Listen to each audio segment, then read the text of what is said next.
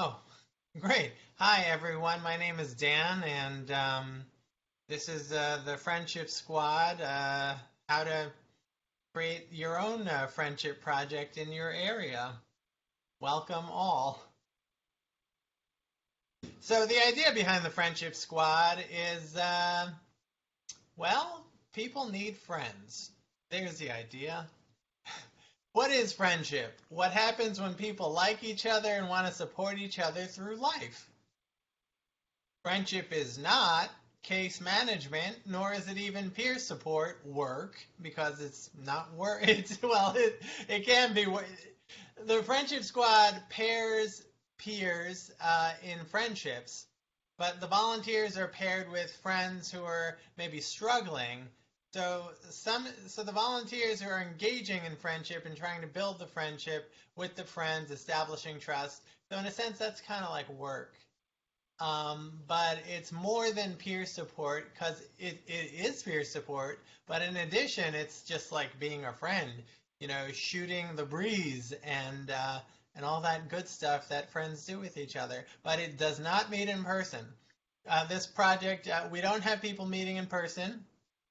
And there are friends who are building friendships together from different parts of the country and even Canada.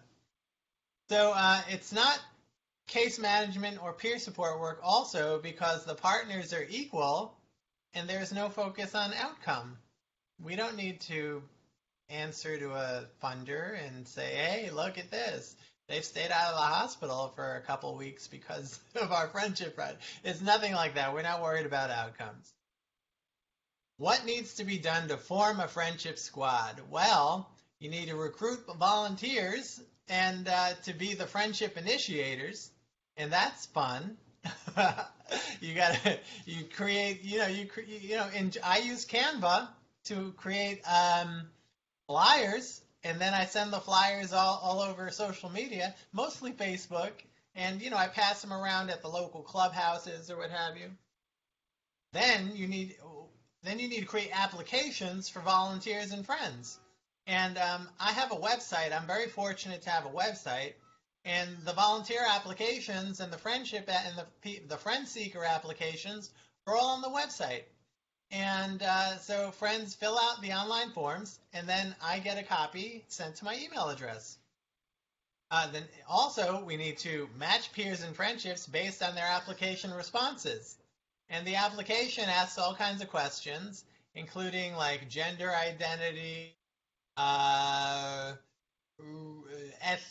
ethnicity backgrounds, preferences, hobbies, things they like to do in their spare time, all kinds of questions. There is a document that I shared with Nick, who will share with you if you want to see more detail. And of course, another part of doing a friendship squad is that you have to troubleshoot whenever friends are having relationship hiccups, problems. Because sometimes friends get into arguments, sometimes they get on each other's nerves, and sometimes they ghost each other. If you don't know what ghosting means, that means not returning any voicemails, emails, or texts, just being a ghost. So what are the challenges? Well, finding peers who are willing to volunteer, as well as peers who are willing to receive a friend. And you do your best to get the word out, but you don't know who's going to respond. Retaining volunteers and friends is a challenge. We've had like 40 to 50 people in and out of the friendship squad, and about 20 people, about 10 pairs of friends have remained. So people will come in and out. The idea is you do something, you get a lot of people involved, but only a small handful of people will actually reap the most benefit. So it's kind of like if you were having an event and you did Eventbrite and 200 people sign up, but only about maybe 50 to 100 actually show up to the event.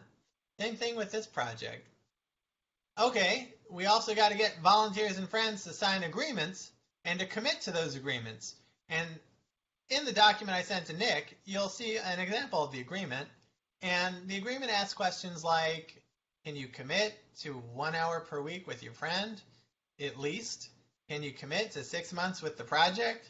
etc., etc. And a number of other questions like report to me as the project manager or supervisor, whatever you want to call me, whenever there are any issues, something makes you uncomfortable, anything like that. And I check in with the volunteers on a bi-weekly basis. Okay, so we're gonna. Oh, well, hold on a minute. I need to see my notes for this one. All right, we're gonna. There were anecdotes of challenges. There was. I'm just gonna go from memory now because I can't see my notes on this screen. But some of the challenges that we've had, the anecdotal things, were like very recently, a I connected a male and a man and a woman together in a friendship.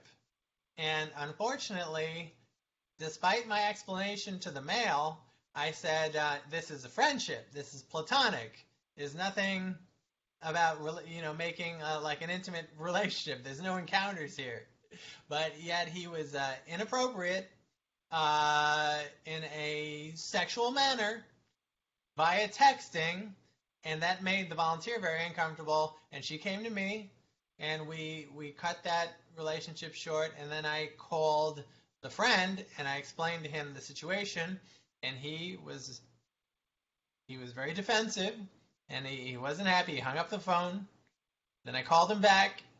We had a nice conversation, and I said, I understand that you're having difficulties. You haven't been in a relationship of any meaningful kind in a long time, but the Friendship Squad is about friendship, and I can try to pair you with either a man or someone else who is a lot more tolerant and can set boundaries a lot better than the woman I had paired him with. So that was a challenge. That's a big challenge because I guess sexual repression is a thing, and it can manifest whenever relationships start, even though you explain that it's just platonic friendship. So that was a challenge. What else was a challenge? We had one person who was. We had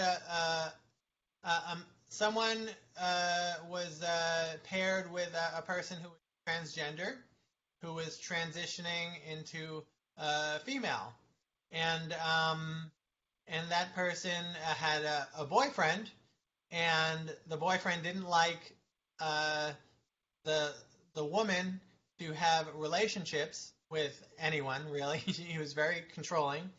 So whenever we'll call the transgender person Gail.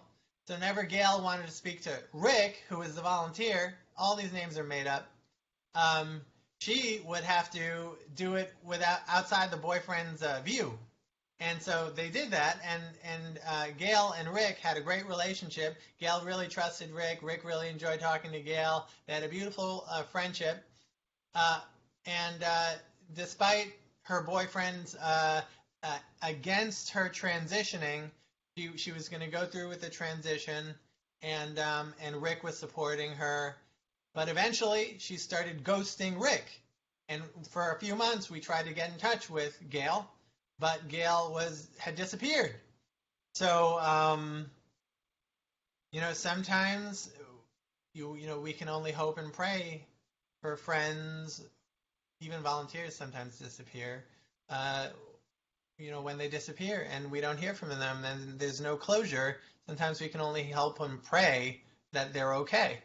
And we still haven't heard from Gail, and I'm hoping we do at some point. We've been concerned. Okay, so those are challenges, and there were even more challenges that I won't get into because we don't have time, but there are also triumphs. For example, two women I connected, and they felt like, oh my God, I found my long-lost friend. They just hit it off so well and supported each other. The volunteer was also getting support from the friend, and the friend was getting some support from the volunteer, but the volunteer was going through some challenges in her workplace and in her life, and the friend was supportive, and so it's a reciprocity. They're back and forth supporting each other, and that's a beautiful thing. That's what friendship's all about. So that was a friendship like that. Another anecdote of a triumph. Ah, well, um, it's easier to remember the challenges than the triumphs. But I have to say, there is another triumph. Okay. Yes. Uh, two friends. The volunteer would the friend didn't want to be phone called, so the volunteer would text her uh, every day, and they enjoy texting, and their texting is a form of like communication and support. So it doesn't always have to be like a voice or even like a visual on a Zoom. Sometimes it's just texting, but they love texting each other, and that's a beautiful thing too. All right, what's next? Oh, yeah. So eight out of the 9 or 10 volunteers completed an evaluation survey at the end of 9 months. Actually, the project is about a year old, but after 9 months, we did a survey. Here are the results from some of the key questions. Do you plan to stay in touch with your friend, the Friendship Squad friend, after your 6 months with the Friendship Squad is completed? Out of 8 people, 6 said yes, 1 said unsure, and 1 said no. So already I can tell there's someone who's a little disgruntled. Well, let's see if we can find out their reason. Would you recommend the experience of volunteering for the Friendship Squad to someone else? 7 said yes, and 1 said unsure. Well, that's hopeful. Nobody said no. How do you feel about the quality of the support you and your friend provide to each other? Now, here is a little dicey. 4 people said pleased. 2 people said delighted. That's great. That's 6 out of 8. What is that? 6 out of 8? What is that? 70, 80%? I don't know. But 1 said mixed. That's not good. But 1 said mostly dissatisfied. So we have someone who's like on the mixed side and 1 person who's quite dissatisfied with the project. And maybe this is the reason, the quality of the support that they're receiving and they're giving, they find dissatisfying. Okay, so I need to explore that with them. So how do you feel about the frequency of your contact with the Friendship Squad friend? 1 person's unhappy. 3 people are pleased. 1 is delighted. So that's half. And then 3 people are mixed. Oh my God. See, I'm glad I did this survey. Now I know to deal with it. And I sent out an email, requesting people to provide more information. This was an anonymous survey, so I don't know who answered what.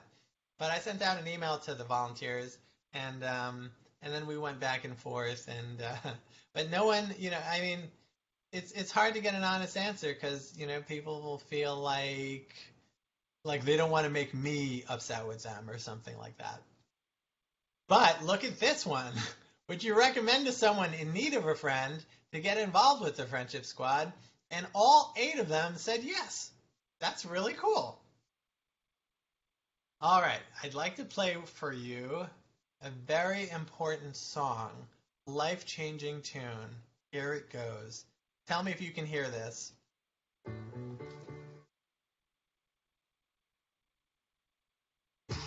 Travel down. Your heart is true. You're a pal and a confidant. And if you threw a party, invited everyone to know, you would see the biggest gift would be for me. And the card attached would say, thank you for being a friend.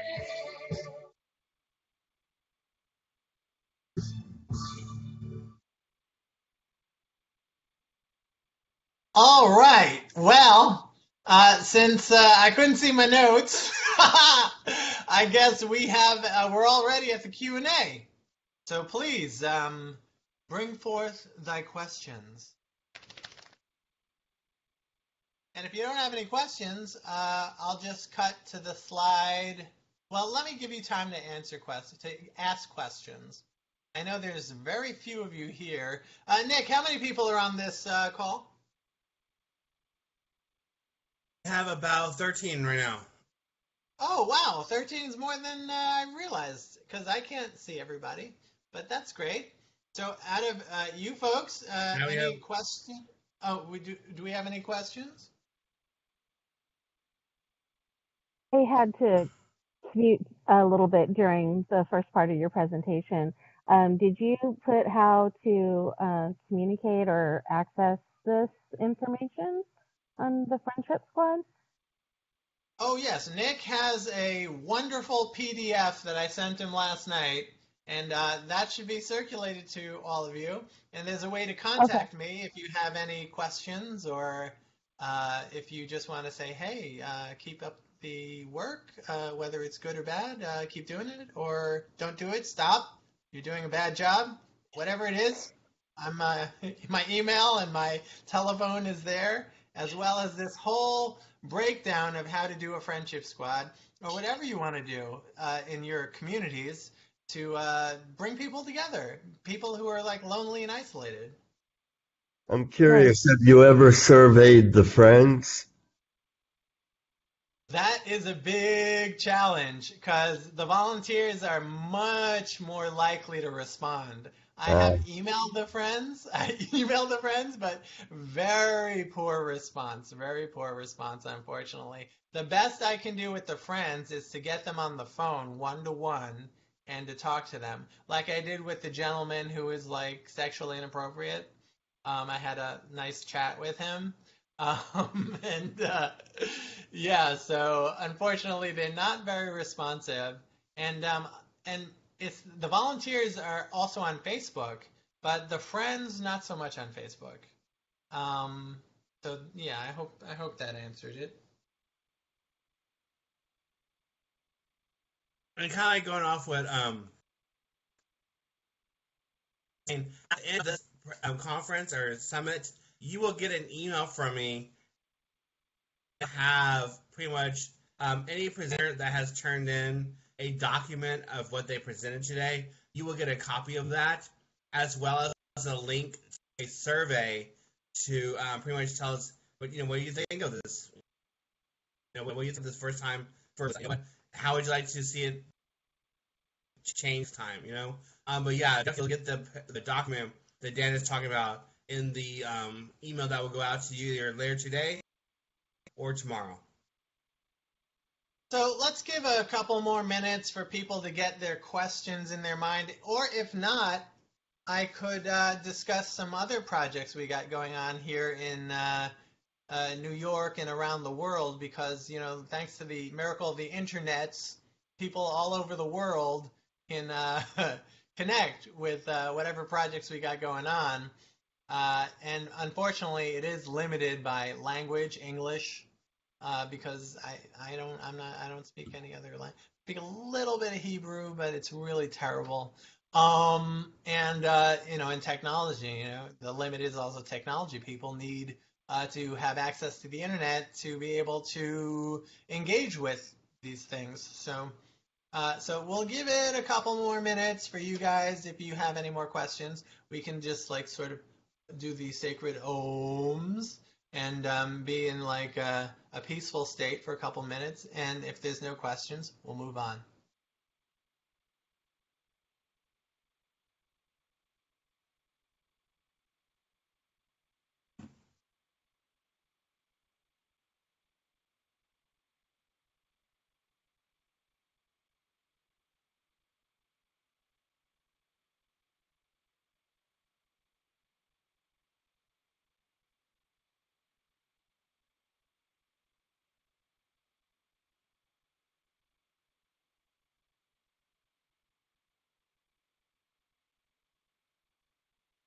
I'm curious if you're a volunteer in the program. Yes, no one's getting paid. I'm not getting paid. And I mean, are you connected with a friend is what I mean. am I connected with a... Well, okay, first, let me answer the question that I thought you asked. It's all volunteer. I'm just a person collecting a disability check, volunteering, and no one gets paid, not even me who came up with this thing. But also, the real question you had was, oh yeah, well, I did try. I tried to connect with a friend. I did it like, well, the man who was who's being inappropriate. I talk to him like on a semi-regular basis. He's a friend. I see him physically. I see him at the clubhouse that we go to sometimes. And so there's him, and then there was another man who I tried to befriend, and it was going great until like I said something wrong, and then he was not very forgiving, and I tried to make amends, but it didn't work out. I wish I had a supervisor. Um, so, but all the volunteers are my friends. These people who were strangers before I started this project, I, connected with them, and like we're friends now. I love these people who came out of the ether to participate, and I expanded my friendship support thanks to them. So yeah. Dan? So are you continuing? Oh, go ahead. Oh, go ahead. I was just wondering, you may have answered this while I was commuting. Are you continuing this project, taking on new volunteers and new friends, or was this just a let's see how it goes thing? Oh yeah, the project continues. There have been some relationships that have stood the test of time since we started. A lot of relationships have come and some have fizzled out. Some have just dropped, and some have stood the test of time. And yeah, I hope we asked for a 6-month commitment from the volunteers and friends for their on the agreement that they can do that, because I think 6 months would give it time, the friendship time, to really like those roots to dig down and form like a nice bedrock for a relationship to bloom. And some of the volunteers and friends who dropped out, actually they dropped out of the friendship squad, but from what I learned, because I send them an email checking in once in a while, they're still friends. So these friendships can go on, and they don't have to stay with the project to be friends. Dan, you go by Dan too, don't you? Oh, yes. Okay, I think we've been in touch before.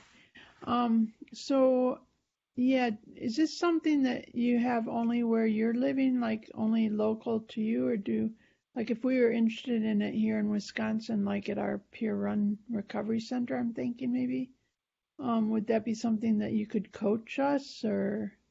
Absolutely. In fact, this document is like a how-to that Nick will share with you. It's a how-to start a friendship type of thing wherever you want. And I am here for you. I am here to support you. My email and my phone number, I'm very highly accessible if you run into any like hiccups or anything like that. And God bless you for wanting to start something like that.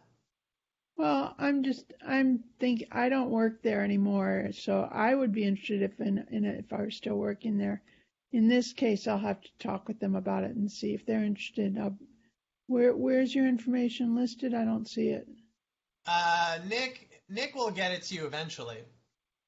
Okay, I think I know where to find you if I think I know where to find you if I don't get that. Well, it's if you're on Facebook, it's Dan Frey, Frey on Facebook. You can friend me. We can communicate that way too. We might already be friends. I don't know. Thanks, Dan.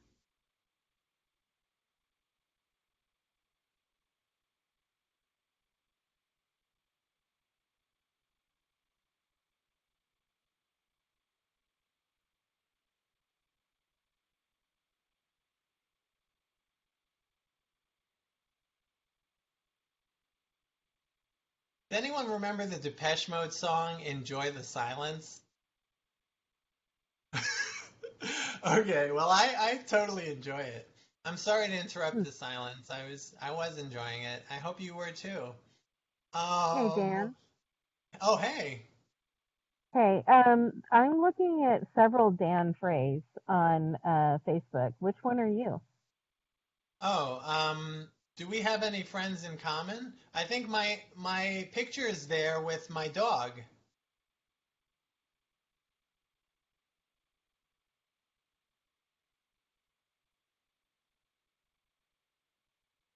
Where Let do me show you? you my dog. It has to be this dog. It can't be a German Shepherd or a Rottweiler. It's a little wire-haired dachshund. Hey, what's up, guys? Okay, Hey, well, I don't what are you see doing? your picture. I'm on the phone, so all I see is the slide that you have up. I don't see your image. Well, why not friend all the Dan Freys? Because we all think alike. They're probably my twins. I probably grew up with them. And they're probably doing friendship projects too. Friend us all, and one of us got to be the right one. So I got another question, Dan. Go ahead.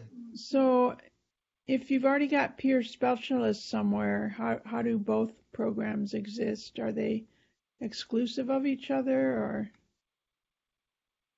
If you've got peer specialists somewhere, I don't understand your question. Yeah, well, if you've got peer specialists, like we've already got at our peer run recovery center, we've got peer specialists. Um, they're using peer specialists there. So this is kind of similar to what peer specialists do. So Oh, with it's interesting. Yeah, the volunteers, there are a couple of peer specialists who are volunteers, but but I would say at least half of the volunteers are not peer specialists. They're just people who have like a good heart, and they have to be peers. They have to be someone with a mental health or addiction challenge in their Mhm. or in recovery from those challenges. They don't have to be peer specialists. It's a nice bonus if someone's a peer specialist and has experience providing peer support.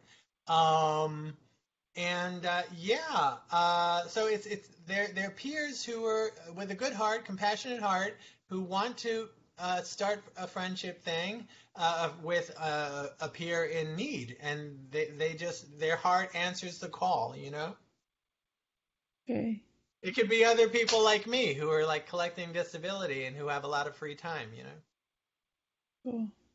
What kind of training do you have for people who enter this project? Well, I have an hour-long interview process where I determine whether someone's heart is in the right place. And as for training, like most of the training, like ECPR and oh, there's so many, like rap or whatever there is. They all cost money, and I don't have any money.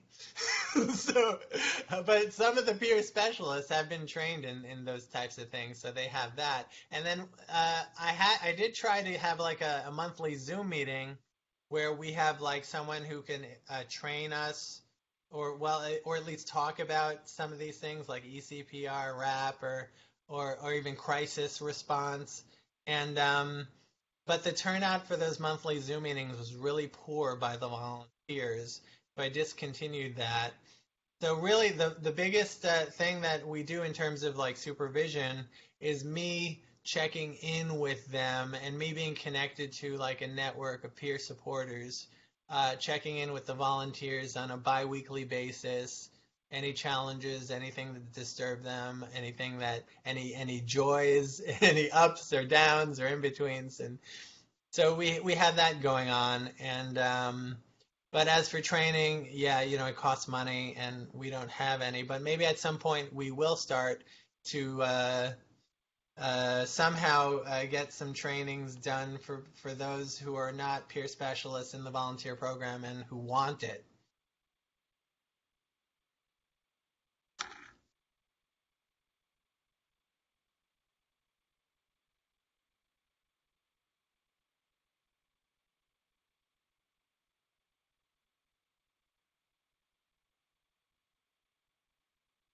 Any other questions for Dan?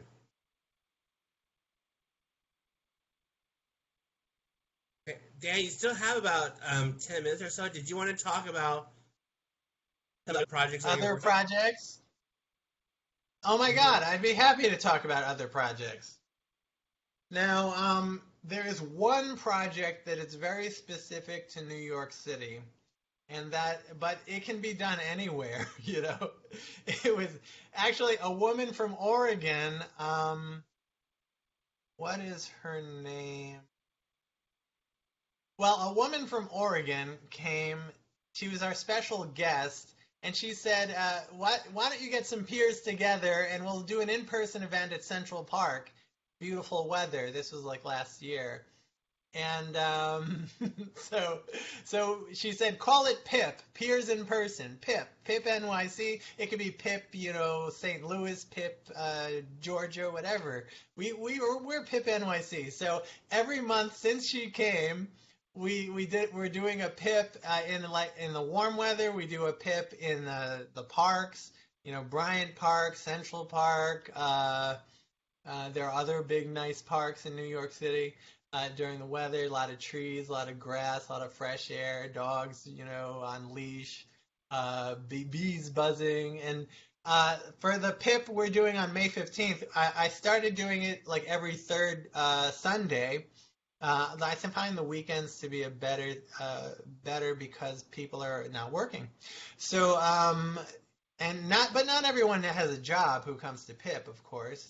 And so I started inviting guests, you know, to do movement exercises with us.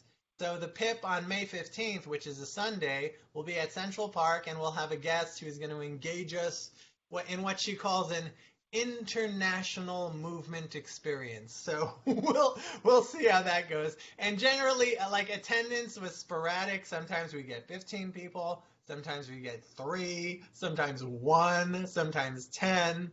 So, but I've been doing a lot better at promotions. That's something I learned to use, like, social media, specifically like Facebook and email, to get people to show up to things. And when I do email, I also send emails to people who have their own networks, who can send it to even more people. Because let's say you send it to 100, you'd be very, very lucky to get 5 to 10 people to show up. So you want to like really send it to a lot of people. And that's PIP. What else are we doing every Saturday? Like just a couple hours ago, we do a Saturday spirituality group where mostly peers, but also, you know, allies and other people who are interested.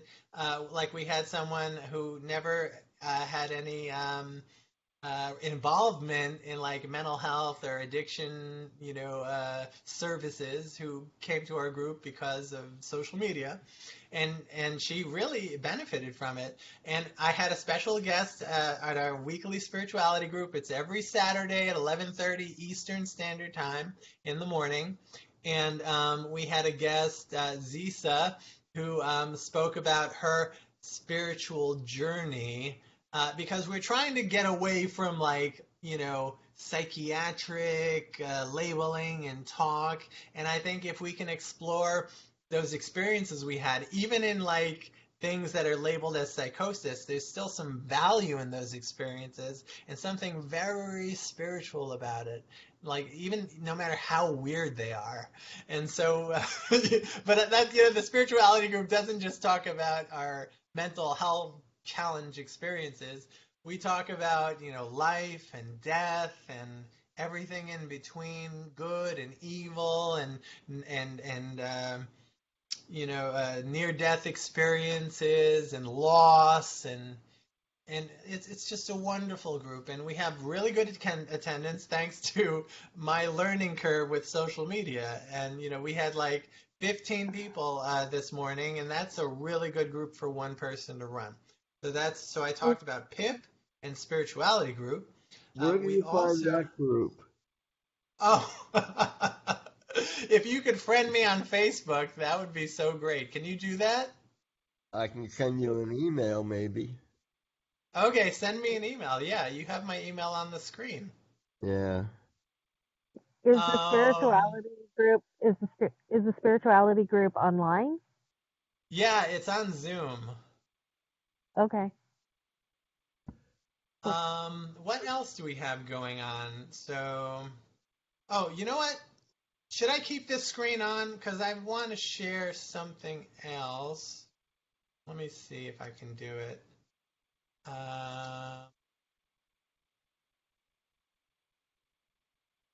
Okay. This is our website. Okay, can you see this website? There was one. Nick, I think you. Pardon me? I just see a blue screen. I just see a blue Oh, you screen. just see a blue screen. Oh, that's weird.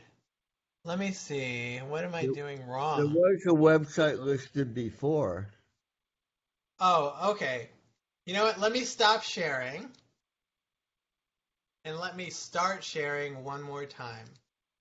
And I'm going to do Google Chrome. Okay, can you see it now? Yes. See a bunch of different.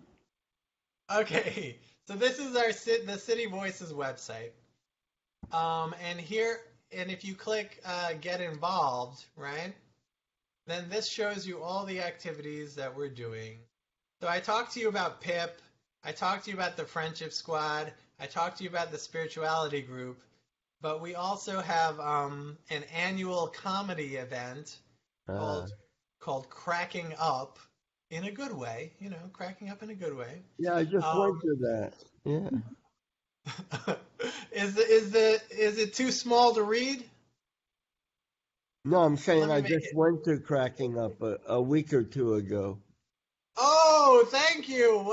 Tell us about your experience. What did you think? Well, I'm a bit of a comedian myself, but they all seem to have their routines down. But for me, I have to read jokes off a page if I'm doing it. So I can't do what other people do. Were they funny? Oh, yeah, yeah. Do you remember a joke? No, I can't remember details like that. How can you tell when a joke is a dad joke? Oh, all right. What did they say? Makes you pop. That's really good. That's really good. But actually, it's apparent. Ah, All right. So in Cracking Up, in our annual comedy show, it's people with mental health challenges who are like poking fun at their mental health experiences. And I'll send Nick a link to a 3-minute clip from that show, and he can share it with you as well. Can you do that for us, Nick? Yes. Awesome. Or Yeah, maybe I could send put me it. what you want me to send them. Oh, actually, I could play it right now. We have time. Oh my God. I Yes, have you another do. question, Dan. Sorry. Go for it. Where do we get to? How do you get to current activities on the online on the web page? Oh, you can't miss it. It's like this black bar. It says "Click me." Okay, I'll roam around. Okay, check this out. City Voices Comedy. Okay, here it is. Okay, hold on.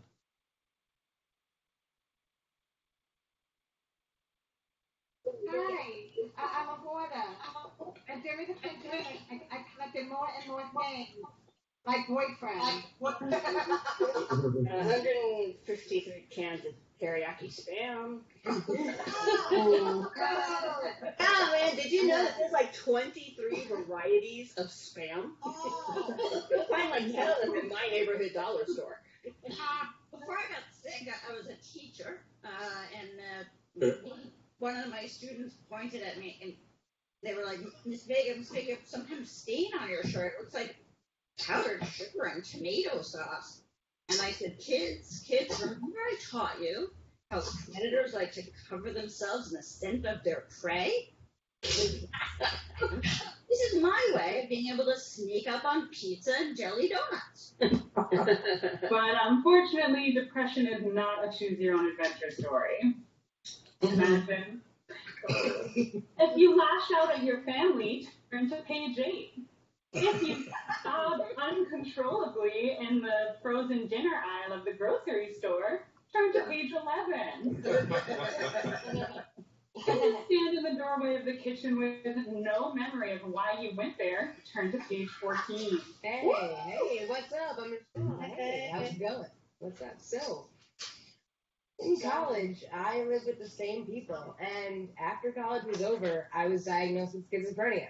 And then I met up with them, and I go, guys, I have something really important to tell you. I have schizophrenia. And they said, yeah, we've known that for the past 4 years. The giveaway was when you had better conversations with yourself than you did with us. And this guy and his dog were walking by. He had headphones on. He just started yelling immediately, "Not friendly! Not friendly!" Very effective. I mean, I should use that the next time I run into picnicking tourists. Not friendly!